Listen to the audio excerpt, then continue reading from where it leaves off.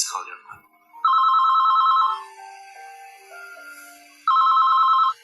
Hello? Mare. Hi, Mare. Mare. Kamusta ka? Okay naman, Mare. Proud ako sa'yo. Thank you, Mare. Ang galing-galing mo magluto. Hindi talaga, malayo pa rin sa luto mo. Papagluto kita agad. Paglabas mo. Kumusta ka? Okay naman, Mare. Ikaw, Mare. Okay ako. Proud na proud ako sa'yo, baby. Sobrang proud na proud ako sa'yo. Okay kami dito. Hindi nagkakasakit si Mami.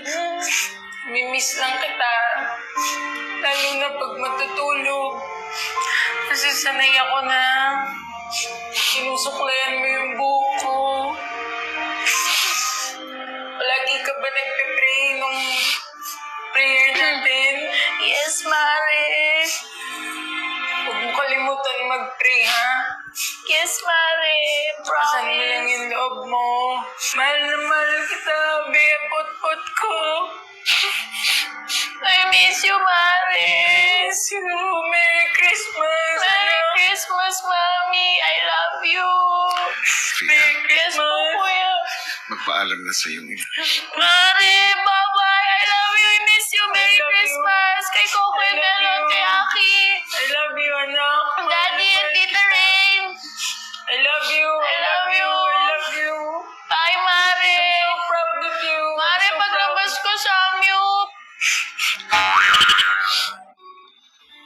Yung mami mo ba, asawa ng kumpare mo? Yun na, Why do you call her Mare? ano po, kasi nga po, para po kami mag-best friend. Yung term of endearment. Talaga, Mare or sis po. Naramdaman niyo ko yung relationship niyo. Kung pagtawag niyo ng Mare.